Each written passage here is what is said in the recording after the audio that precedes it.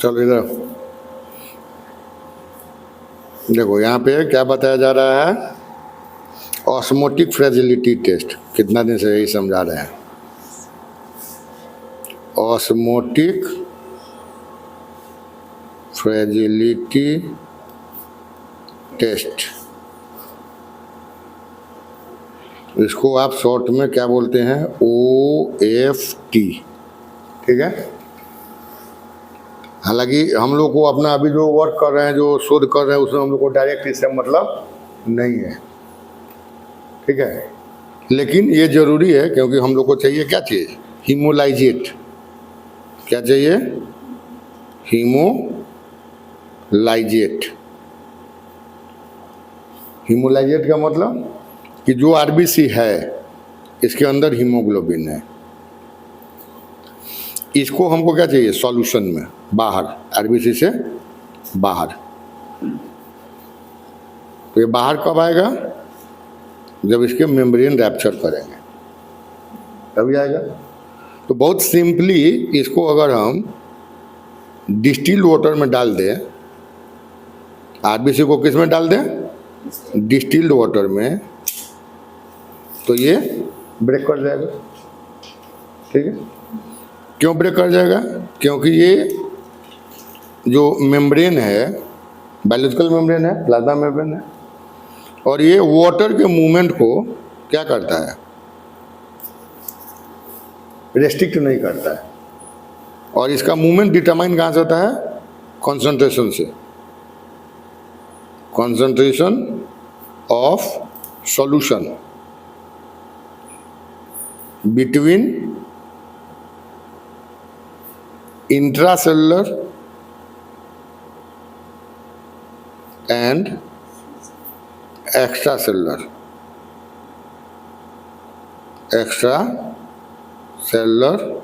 Medium. तो intracellular medium क्या हुआ, उसका अपना, सेल का अपना हुआ। और एक्स्ट्रा सेलुलर क्या हो गया, प्लाज्मा या सीरम, दोनों बोलते हैं, प्लाज्मा बोलिए अभी, प्लाज्मा। तो ये जनरली अगर मान लीजिए कि ये आरबीसी है,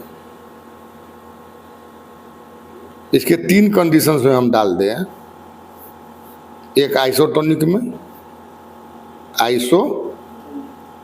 में, और इसकी आइसोटोनिसिटी कितनी है, बतला चुके हैं कई बार, कितना होगा, what is isotonicity, 0.9 NaCl, 9% NaCl solution.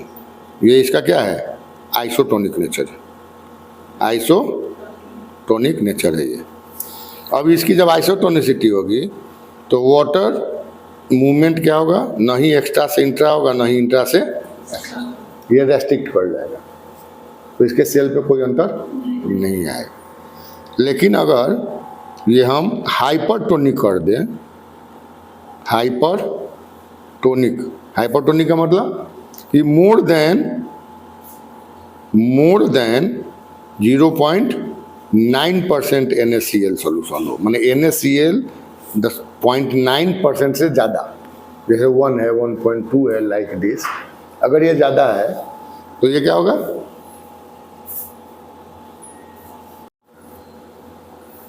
इधर आ जाओ, इधर, यहाँ तो इधर जी, तुम इधर आ जाओ, तुम्हारा मुंह दिखाई देगा। अब ये क्या है, ये हाइपरटोनिक है, यानी the solution is more than 0.9% NaCl। तो यहाँ पे क्या होगा कि क्योंकि बाहर का क्या, ये ज़्यादा कॉन्सेंट्रेटेड है और ये लेस कॉन्सेंट्रेटेड, तब क्या होगा कि water moves outside from cell to plasma, cell से मीडियम की तरफ या प्लाज्मा की तरफ, मीडियम बोलिए क्योंकि सब बॉडी के बाहर ही है, तो प्लाज्मा की तरफ, सॉरी, मीडियम की तरफ जाएगा। तो क्या होगा, आरबीसी श्रिंक कर जाएगा। And if it is present in the hypotonic solution, इसको अगर हम हाइपोटोनिक सॉल्यूशन में डालते हैं, हाइपोटोनिक का मतलब 0.9% से लेस देन 0.9% NaCl सॉल्यूशन, तब क्या होगा कि now water moves from medium to RBC. ये मीडियम से कहाँ जाएगा, आरबीसी के तरफ जाएगा, ठीक है। और ये जाएगा, मान लीजिए और आपकी इसका आप हाइपोटोनिक कर दिए, फिर जाएगा, फिर और हाइपोटोनिक कर दिए, फिर जाएगा, फिर हाइपोटोनिक कर दिए, फिर जाएगा। But after a certain limit, एक सर्टेन लिमिट के बाद the membrane is not in a position to restrict the pressure created by the water. ये जो पानी जा रहा है तो वो एक प्लाज्मा मेम्ब्रेन पे क्या कर रहा है, एक वाटर प्रेशर एक क्रिएट कर रहा है। तो एक सर्टेन लिमिट तक तो वो उसको बर्दाश्त करेगा, मतलब रेसिस्ट करेगा, लेकिन एक सर्टेन लिमिट के बाद वो उसको रेसिस्ट नहीं करेगा। जब सर्टेन लिमिट का रेसिस्ट नहीं करेगा तो वो क्या करेगा, ब्रेक कर जाएगा, रैप्चर कर जाएगा। तो रैप्चर कर जाएगा तो हीमोग्लोबिन बाहर आ जाएगा, ठीक है। और अगर आप हाइपोटोनिसिटी कर दिए और जो कुछ बचा हुआ है वो भी रैप्चर कर जाएगा। धीरे धीरे ऐसे करते करते क्या होगा कि 100% उसका जो सेल्स है, आरबीसी है, वो क्या करेगा, ब्रेक कर जाएगा और सारा हीमोग्लोबिन बाहर आ जाएगा, ठीक है। अब ये जो रेसिस्टिंग कैपेसिटी ऑफ आरबीसी है, इसीलिए इसका नाम दिया गया फ्रेजिलिटी। फ्रेजिलिटी मतलब टूटने का क्षमता, टूटने का क्षमता, फ्रेजाइल। फ्रेजाइल का मतलब भी होता है भंगुर, छिर भंगुर, उसको फ्रेजाइल बोलते हैं। तो ये फ्रेजिलिटी इसका किस पर डिपेंड कर रहा है, ऑस्मोसिटी पे। ऑस्मोटिक जो प्रेशर क्रिएट हो रहा है उसके अंदर due to the movement of water, उसके चलते वो उसमें फ्रेजिलिटी डेवलप कर रहा है। तो ये जो फ्रेजिलिटी है नॉर्मल पर्सन का तो होगा ही, नॉर्मल पर्सन का जनरली 0.5 to 0.6 के बीच में इसका होता है। 0.5 to 0.6 के बीच में इसकी फ्रेजिलिटी होती है। 5.4 है, 5.6 है, 5.7 लगभग उसी के बीच में होता है। लेकिन बहुत ऐसे एबनॉर्मलिटीज हैं, क्लिनिकल एबनॉर्मलिटीज हैं, जहाँ पे ये घट या बढ़ जाता है। कहीं घटता भी है, कहीं बढ़ता भी है।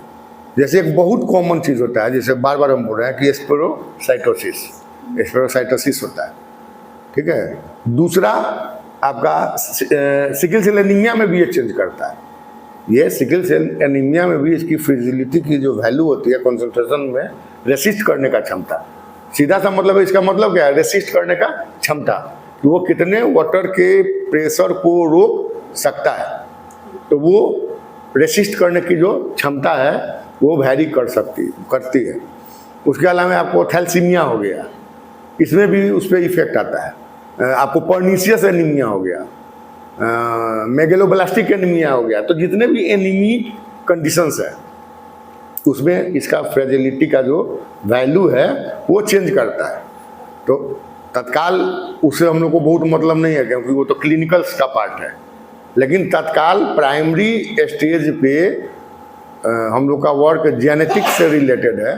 तो इसमें कुछ ऐसे एबनॉर्मलिटीज हैं, जैसे मान लीजिए कि आपका स्पेरोसाइटोसिस हो गया, ये भी जेनेटिक है। थैलेसीमिया का स्क्रीनिंग इससे हम होता है, ये भी आपका जेनेटिक है। सिकल सेल एनीमिया है, ये भी जेनेटिक है। तो इस सब चीज़ को हम उससे देख सकते हैं। दूसरी बात कि जब हमको ये करना है, हीमोग्लोबिन का अगर इलेक्ट्रोफोरेसिस करना है, ठीक है, या G6PD या वैसा कोई एंजाइम का स्टडी करना है जो कि आरबीसी में बंधा होता है, जैसे लैक्टोडिहाइड्रोजिनेज हो गया, G6 फॉस्फोडिहाइड्रोजिनेज, ये सारे जो भी एंजाइम्स हैं ये सब क्या होते हैं, सेल मेम्ब्रेन से बंधे होते हैं, मैंने अंदर आरबीसी के अंदर होता है। तो इसका जब भी हम स्टडी करना चाहेंगे, मतलब एंजाइमेटिक स्टडी करना चाहेंगे या उसका इलेक्ट्रोफोरेटिक स्टडी करना चाहेंगे उस प्रोटीन का जो कि उसके अंदर है, ठीक है, तो उसके लिए हमको क्या करना पड़ेगा, उसको हीमोलाइज करना पड़ेगा, ठीक है। तो जब हम हीमोलाइज करेंगे तो हीमोलाइसिस में हमको ये देखना पड़ेगा कि कितने % वो हीमोलाइज हुआ है। इसकी भी हमको जानकारी होनी चाहिए कि जो हीमोलाइसिस हम कर रहे हैं उसमें कितना % वो हीमोलाइज हुआ है। ऐसे सिंपली उसको हम डायरेक्ट अगर डिस्टिल्ड वाटर में डाल दें, कुछ नहीं करें, सीधे उसको हम कहाँ पर डाल दें, डिस्टिल्ड वाटर में। जैसे आप देखिएगा कि अगर हम लोग G6PD का टेस्ट करेंगे या उसका जब हम बतलाएंगे तो देखिए उसको सीधे कहाँ पे डाल देते हैं आप, एक टेस्ट ट्यूब लेते हैं, उसमें 0.5 ml सीधे डिस्टिल वाटर डालते हैं और कुछ नहीं, डायरेक्ट डिस्टिल वाटर डाल देते हैं। जैसे डिस्टिल वाटर आप डालते हैं वो क्या करेगा, 100% हीमोलाइज कर जाएगा, क्योंकि वहाँ पे टोनिसिटी तो 100% वाटर है। लेकिन जैसे हम ऑस्मोटिक फ्रेजाइल टेस्ट करेंगे तो आप डिफरेंट जो देखिएगा, किताब वगैरह देखिएगा या ऑनलाइन वगैरह देखिएगा, तो उसमें अलग अलग कंसंट्रेशन का प्रोसेस दिया हुआ है, तो उसमें बहुत दिमाग खराब करने की आवश्यकता नहीं है। हम भी आपको टेबल बतलाए हैं, ये कंसंट्रेशन टेबल यहाँ पे बतलाए हुए हैं, तो इसके पहले लिखवाए थे। जिस कंसंट्रेशन टेबल पे यहाँ पे आप लोग ये किए हैं, डाले हैं, ये इसी कंसंट्रेशन टेबल पे आप डाले हुए हैं, ठीक है। तो यहाँ पे बतलाया हुआ है कि इसकी जो है डाइल्यूशन वैल्यू क्या है। ये भी याद करने की आवश्यकता नहीं है, सीधा सीधी बात, कहीं इसको याद करने की आवश्यकता नहीं है। क्यों नहीं है कि हमको करना क्या है कि हमको डिफरेंट ग्रेडेड मतलब डिफरेंट कंसंट्रेशन का हमको सॉल्यूशन बनाना है। पहला तो यही काम है। वो कंसंट्रेशन क्या होना चाहिए, 0.9 से थोड़ा ज़्यादा, और नीचे आते आते 10% तक, या फिर नीचे चले आइए तो उसको NaCl को 0 कर दिए, मतलब डिस्टिल वाटर तक। तो मैक्सिमम हमको लेकर क्या चलना है, 1% से लेकर 0% तक, मतलब 1% NaCl से लेकर 0% तक का हमको बनाना है, ठीक है। तो अगर 1 से 0 तक अगर आप बनाते हैं और 10% का आप ग्रेडिंग करते हैं, जैसे अभी हम ही आपको बतलाया था कि आप 12 ट्यूब लीजिए, कहीं 14 ट्यूब लीजिए, कहीं बोलेगा 8 ट्यूब लीजिए, हम बोलते हैं कुछ नहीं, जो आपको मन करे वो लीजिए, कोई प्रॉब्लम नहीं है, ठीक है। आपको करना क्या है कि you should prepare the different concentrated solutions, 0 to 1 to 0, 1% NaCl से लेकर 1% सोडियम क्लोराइड सॉल्यूशन से लेकर 0% सोडियम क्लोराइड सॉल्यूशन तक आपको डिफरेंट ग्रेडिंग करना है, ठीक है। अब हमको मन है कि हम 10 ग्रेड करेंगे, ठीक है, 10%, 20%, 30%, 40%, मैंने 0, 10, 20, 30, 40, 50, 60, 70, 80, 90 हम उतने करेंगे, हमको मन, ठीक है। अब उसमें करना क्या है कि जब आप डिफरेंट ग्रेडिंग करिएगा तो ये सब टेबल याद करिएगा तो आपको परेशानी होगी, कहाँ जाए नहीं जाए, ठीक है। सिंपल सा आपको बात है, इसमें बहुत दिमाग माथापच्ची करने की आवश्यकता नहीं है। आप 5 ml आपका टोटल सॉल्यूशन है, ट्यूब में कितना है, 5 ml, ट्यूब में क्या है, क्यों मुश्किल मार रही, 5 ml आपका टोटल आपको लेना है, 5 ml लेना है, ट्यूब में आपको कितना लेना है, 5 ml। और डिग्रेडिंग कितना करना है, जैसे आप 1% NaCl बना लिए, क्या बना लिए, 1% NaCl, 1% कैसे बन जाएगा, 1% NaCl अगर बनाना है आपको तो कैसे बनेगा, 1 ग्राम आप क्या करिए, NaCl लीजिए और इसको घोल लीजिए कितना में, 100 ml डिस्टिल्ड वाटर, ठीक है। 1 ग्राम NaCl is dissolved in the 100 ml distilled water, that is 1% of the NaCl solution, and here the total volume is 5 ml। Total volume कितना लेना है, अभी हम बोल रहे हैं कि टोटल वॉल्यूम कितना लेना है, 5 ml। तो आप डिस्टिल्ड वाटर ले लीजिए 5 ml, या हटाइए, जो भी करना है, जहां से शुरू करना करिए, कोई दिक्कत नहीं है, या 1% NaCl ले लीजिए 5 ml, जो भी लेना है, 1% NaCl कितना ले लिए, 5 ml, तो डिस्टिल्ड वाटर कितना हो गया, 0। डिस्टिल्ड वाटर क्या हो जाएगा, 0, क्योंकि टोटल वॉल्यूम को कितना लेना है, 5 ml, ठीक है। अब 10 में 5 याद करिए, देखिए ध्यान से समझ में आ जाएगा। 10 में 5, तो 10 में अगर 5 है तो 1 पर कितना आएगा परसेंटेज में? 20 आएगा। 1 में आएगा 20, ठीक है। 0.5 में 10, 1 में 20 आएगा, 0.5 में 10 आएगा, 0.25 में 5, सीधा सा बात है। तो अगर हम 5 ml NaCl लिए हैं और 0 डिस्टिल्ड वाटर लिए हैं, ठीक है, अब यहाँ पे आप क्या करिए, उसको उल्टा कर दीजिए। हर एक 5 है तो 4.5 ml NaCl और 0.5 ml डिस्टिल्ड वाटर, ठीक है। तो ये उल्टा जा रहा है, ये 100% हो गया, ये कितना हो गया 90%, ये उल्टा जा रहा है। अगर ऊपर से अगर आप लेके चलिएगा डिस्टिल्ड वाटर 5 ml, तब क्या हो जाएगा 0%।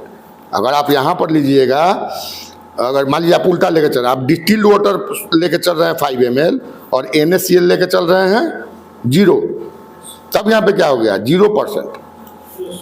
लेकिन यहाँ पे आप जो लेके चल रहे हैं तो क्या है उल्टा, तो ये 100% है।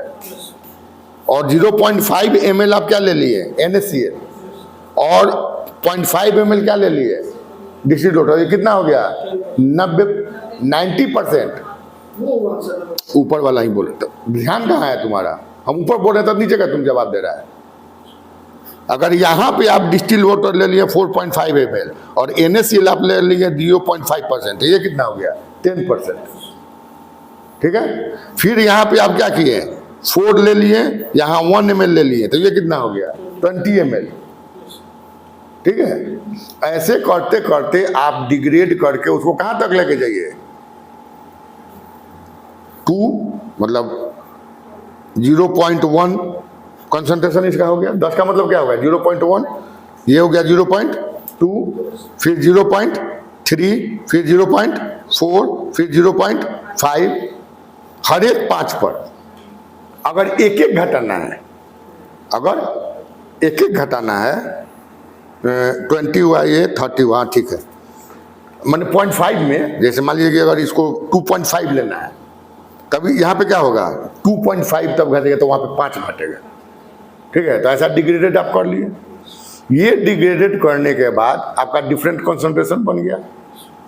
एंड नाउ अगर आपको कंसंट्रेशन का परसेंटेज भी देखना है, आपको नहीं जानकारी है, तो एक बहुत सिंपल फॉर्मूला होता है, concentration 1 volume 1 equal to concentration 2 volume 2। Chemistry में आप लोग पढ़े होइएगा, माने concentration of previous solution and concentration of latter solution. एक पहले वाला है, एक लेटर वाला है, तो उसका कंसंट्रेशन 1 वॉल्यूम 1 कंसंट्रेशन 2 वॉल्यूम 2 अगर देखिएगा तो आपको सबका कंसंट्रेशन भी निकलते चला जाएगा। तो उतना कैलकुलेशन की आवश्यकता नहीं है। हम तो साफ बोल रहे हैं कि 5 में अगर 1 आप ले रहे हैं तो दैट डिक्रीज द 20%, वो 20% को अपग्रेड करेगा या डिक्रीज करेगा, जो भी करे। अगर आप NaCl से लेके चल रहे हैं तो घटते जाएगा, अगर डिस्टिल वाला का लेके चल रहे हैं तो बढ़ते जाएगा। अगर 100% डिस्टिल्ड वाटर लेके चल रहे हैं, मतलब 5 ml डिस्टिल्ड वाटर ले रहे हैं और तब उसके NaCl के कंसंट्रेशन को आप ग्रेजुअली, वॉल्यूम को आप ग्रेजुअली बढ़ा रहे हैं, तब क्या होगा कंसंट्रेशन बढ़ते चला जाएगा। अगर आप NaCl को ही पहले ले रहे हैं और डिस्टिल्ड वाटर को बढ़ाते जा रहे हैं, तब क्या होगा घटते हुए क्रम में कंसंट्रेशन चला जाए। क्लियर? कहीं दिक्कत नहीं है। तो इसमें टेबल वुबल बहुत आपको याद करने की या मेमोरी में रखने की आवश्यकता नहीं है, उसको आप कर लिए। And now thereafter you put volume of blood. अब when you go through the different papers and different nature, different online YouTube से भी बहुत अवेलेबल है, या डिफरेंट नेचर से आप जा रहे हैं, तो कोई बोलेगा 2 ml, कोई बोलेगा 5 ml, कोई बोलेगा 10 ml, कोई बोलेगा 20 ml, कोई बोलेगा 30 ml। उसे कोई मतलब नहीं, वो कोई मतलब नहीं रखता है। आप 2 ml ले रहे हैं कि 5 ml ले रहे हैं कि 30 ml ले रहे हैं कि 25 ml ले रहे हैं कि 5 ml ले रहे हैं, उसे कोई मतलब नहीं है। 2 वॉल्यूम का तो हम यूज करवा दिए, पहले वाले में 20 ml कराए थे, बाद वाले में 5 ml करा दिए थे, ये 5 ml पर है। तो उसको बहुत ज़्यादा उसमें दिमाग लगाने की आवश्यकता नहीं है, क्योंकि उसके वॉल्यूम से उसके ऑस्मोसिटी पे कोई डिपेंड नहीं हो रहा है। ऑस्मोसिटी को मतलब है जो रेसिस्टेंट प्रेशर क्रिएट हो रहा है उसको मतलब किससे, ऑस्मोसिटी से। उसमें आरबीसी कितना है इससे उसको कोई मतलब नहीं है, इसलिए उसका वॉल्यूम क्या हो रहा है ब्लड का उससे कोई मतलब नहीं है। अब ये डिपेंड करेगा, it is depend on your requirement कि आपका रिक्वायरमेंट क्या है। अगर आपका रिक्वायरमेंट है कि अगर आप चाहते हैं if you want to determine only the pathological stage of the RBC, तो बहुत ज़्यादा आपको ब्लड लेने की आवश्यकता नहीं है। आप 5 ml लेके आप कर लीजिए, आपको रिपोर्ट आ जाएगा, आपको मिल जाएगा जानकारी। अगर आप कुछ दूसरा काम करना चाह रहे हैं, मतलब प्रोटीन उस आरबीसी के अंदर के किसी प्रोटीन का स्टडी करना चाह रहे हैं, यानी क्रोमेटोग्राफी करना चाह रहे हैं या इलेक्ट्रोफोरेसिस करना चाह रहे हैं, तब आपको ज़्यादा वॉल्यूम लेना होगा, इसलिए कि ज़्यादा से ज़्यादा उस सॉल्यूशन में हीमोग्लोबिन हो। क्योंकि अगर कम हीमोग्लोबिन होगा, if the less amount of haemoglobin present in the solution, तब क्या होगा, आपका जो बैंडिंग पैटर्न आएगा क्रोमेटोग्राफी में या इसमें इल्यूट बोलता है क्रोमेटोग्राफी में, या बैंड जो आ रहा है इसमें इलेक्ट्रोफोरेसिस में, वो बहुत क्लियर नहीं होगा, क्योंकि उसका कंसंट्रेशन कम होगा। जब कंसंट्रेशन कम होगा तो उसका नेचर भी कम आएगा, तो वहाँ पे आप ज़्यादा लीजिए। तो it depends on your requirement कि अगर आपको कोई पैथोलॉजिकल करना है, कोई क्लिनिकल रिपोर्ट करना है, तो 5 ml लीजिए, अपना काम करिए। लेकिन अगर आपको if you want to analyse the उसको क्या बोलते हैं इलेक्ट्रोफोरेसिस और क्रोमेटोग्राफी, कोई प्रोटीन की स्टडी को आप करना चाह रहे हैं आरबीसी के अंदर के प्रोटीन का, देन एटलीस्ट 20 ml आप जरूर लीजिए। 30 लीजिए तो और अच्छी बात है, ठीक है, 30 ml ले लीजिए। और उसके बाद उसको डाल के, जब आप उसको डाल दिए, डाल के थोड़ा मिक्स कर दीजिए, ठीक है। मिक्स करने के बाद, क्योंकि it will take some time, ये कुछ समय को लेगा, ऐसा नहीं कि आप दिए और तुरंत वो काम कर देगा, because it is the movement of water, ये वाटर का मूवमेंट है, तो ये कुछ समय लेगा। तो कम से कम 1 घंटा 1.5 घंटा उसको आप रख दीजिए, ठीक है। 1-1.5 घंटा में 2 घंटा में दैट विल मूव्स, वो अपना मूवमेंट कर लेगा। अब अगर आपको तुरंत आवश्यकता है, नहीं हमको तुरंत प्रोटीन चाहिए, तो आप उसको सेंट्रीफ्यूज कर दीजिए। अगर आपको तुरंत चाहिए, मतलब हमको आज कार्य पर हमको 1 घंटा में उसको काम है, हमको 1 घंटा में वो प्रोटीन चाहिए, तो आप उसको सेंट्रीफ्यूज कर दीजिए। सेंट्रीफ्यूज करके थोड़ा देर छोड़ दीजिए, दैट विल सेटल, वो सेटल कर जाएगा, ठीक है। अगर आपको बहुत जल्दी आवश्यकता नहीं है तो सेंट्रीफ्यूज करने की आवश्यकता नहीं है, आप उसको ओवरनाइट रख दीजिए, 10 घंटा 12 घंटा रख दीजिए, वो अपना सेटल कर जाएगा। क्लियर? सेटल करने के बाद अब आप उसको पहले विजुअल देख लीजिए, विजुअली आप देखिए। जब विजुअली आप उसको देखेंगे तो कुछ जो ट्यूब होगा, मतलब हाई कंसंट्रेशन वाला, जैसे 0.9 हो गया, 0.7 हो गया, 0.65 हो गया, ये ऐसा, मतलब जनरली 7 से ऊपर जो कंसंट्रेशन होगा वो हैजीनेस देगा। वो क्या देगा? हैजीनेस देगा, लगेगा कि जैसे कोई दाना उसमें पानी में तैर रहा है, हैजीनेस देगा।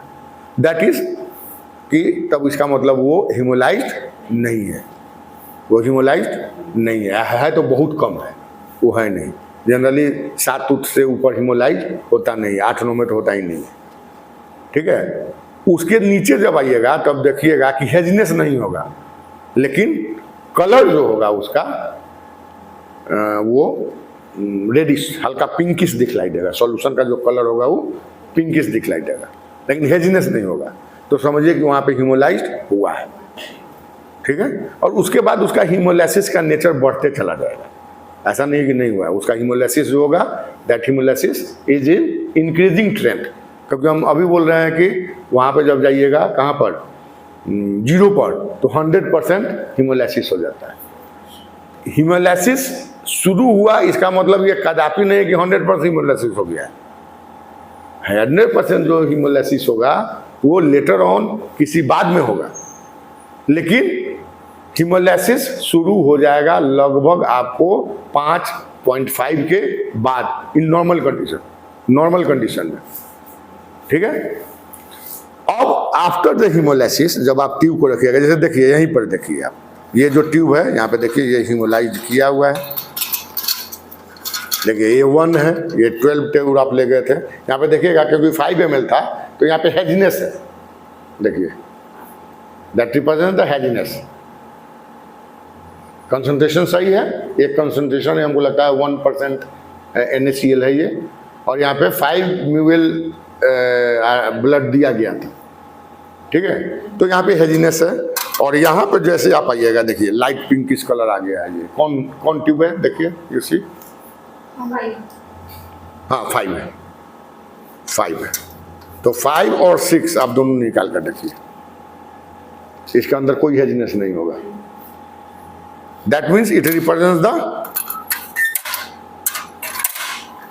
हीमोलाइसिस, ये हीमोलाइसिस को रिप्रेजेंट कर रहा है, ठीक है। एंड नाउ अब ये हीमोलाइसिस हो गया, नाउ द ईच सुपरनिटेंट। अब यहाँ पर देखिए ये जो ट्यूब है, यहाँ पे जो ट्यूब है,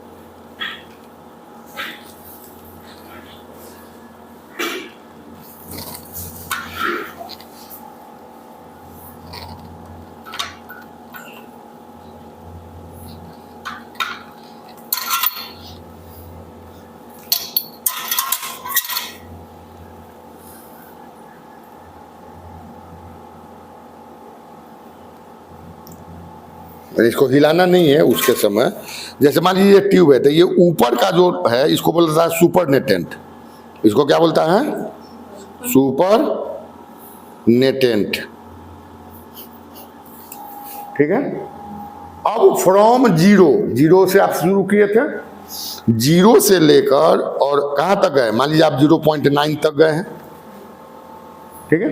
तो यहाँ तक डिफरेंट जो है 0 है, 10%, सॉरी हाँ 10%, 20%, 30%, ऐसे आप लिखेंगे in concentration, that is 1, 2, 3 like this.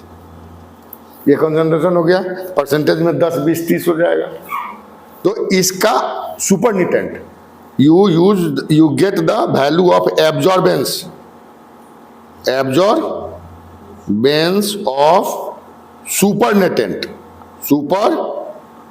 Supernatant का आप एब्जॉर्बेंस लेंगे, ठीक है। कहाँ से? स्पेक्ट्रोफोटोमीटर या कोलोरीमीटर। स्पेक्ट्रोफोटोमीटर या कोलोरीमीटर से आप क्या लेंगे? उसका एब्जॉर्बेंस। अब कभी कभी होता क्या है कि आपको इसमें तो एब्जॉर्बेंस मिलता है स्पेक्ट्रोफोटोमीटर में, कोलोरीमीटर में कभी कभी एब्जॉर्बेंस नहीं देगा, वो दे देता है परसेंटेज ट्रांसमिशन और ओडी,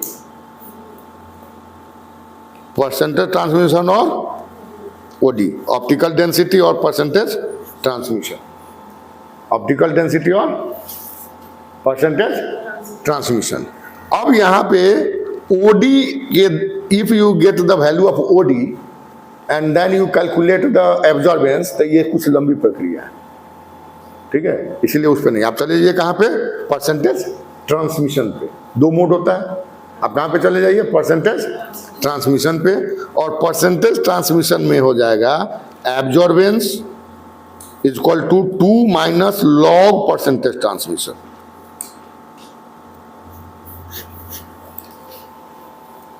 ठीक है। एब्जॉर्बेंस बराबर 2 माइनस लॉग परसेंटेज ट्रांसमिशन। अब हर एक सुपरनेटेंट का you should obtain the value of the absorbance from 0 to 90% solution, buffer solution of NaCl, और 0 to 0.9 मिलीग्राम पर ये ग्राम पर लीटर ऑफ कंसंट्रेशन। ये कंसंट्रेशन हो गया, इसमें आप उसका वैल्यू निकाल लें, ठीक है, एब्जॉर्बेंस का। कहाँ से कहाँ तक? 0 से 9 तक। अब उसका आप एक ऐसे, जैसे यहाँ पे हो गया परसेंटेज ट्रांसमिशन, ठीक है, यहाँ पे हो गया एब्जॉर्बेंस। तो यहाँ पे ये क्या करेगा, ये एक ग्राफ दे देगा, ऐसे ऐसे ग्राफ देगा ये, इट गिव्स ए ग्राफ, ये ग्राफ देगा। और तब ये जो परसेंटेज ट्रांसमिशन का 50 होगा, 50 ऑफ द परसेंटेज ट्रांसमिशन, और इसका जो एब्जॉर्बेंस है, सॉरी गलत हो गया, absorbance to concentration, absorbance to concentration, ठीक है। तो इसका जो 50% एब्जॉर्बेंस का वैल्यू आएगा, और इससे जब आप लाइन मिलाइएगा किसका, कंसंट्रेशन का, then it represent the 50% haemolysate value. ये क्या वैल्यू कर देगा, 50% हीमोलाइजेट वैल्यू, और that 50% is in between the 0.5 to 0.6 concentration in normal condition, in normal blood. किसी व्यक्ति का अगर नॉर्मल ब्लड है तो ये 0.5 से 0.6 के कंसंट्रेशन के बीच में रहेगा। अगर ये स्पेरोसाइटोसिस है तो बढ़ जाएगा, अगर ये थैलेसेमिक है तो घट जाएगा, सिकल सेल में भी घटेगा, ठीक है। Now if you want to determine the calculated value of the percentage haemolysate, percentage haemolysate, ये हम पहले भी बतला चुके हैं। इसको क्या करिए कि absorbance of the test tube divided by test absorbance by control, test absorbance by control absorbance गुने 100। तो जो टेस्ट ऑब्जर्वेंस जिस ट्यूब का आप कर रहे हैं, और कंट्रोल ऑब्जर्वेंस क्या हुआ, in the distilled water, in the zero concentration, in zero concentration में जो वो क्या हो गया, कंट्रोल एब्जॉर्बेंस, और उसको निकालेंगे, उसका परसेंटेज हीमोलाइजेट वैल्यू दे देगा, परसेंटेज हीमोलाइजेट वैल्यू आपको दे देगा। क्लियर। अब इसमें कहीं किसी को समस्या है, कोई परेशानी है तो पूछ लीजिए। आपको भी समस्या है इसमें? नहीं, कहीं नहीं, आपको नहीं, किसी को परेशानी नहीं है। तो it is the common procedure, common क्या, it is the procedure for the osmotic fragility test, ठीक है। और इसमें बहुत ज़्यादा 5-7 जगह पड़ेगा तो वो कन्फ्यूजन कर देगा, कैसे कंसंट्रेशन किया, ये किया, वो किया।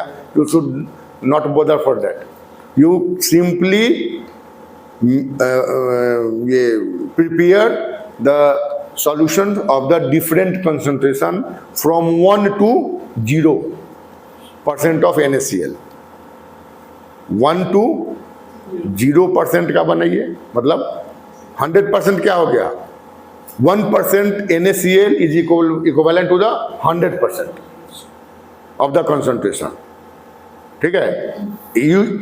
Then you decrease the 100%, 90%, 80% like this, or in the concentration 1 is the 100%, that means 80% is 0.8, simply 90% is 0.9, 70% is 0.7, because we calculate from the 1, एक के ही हम लेके चले हुए हैं, and then you put some volume of the blood.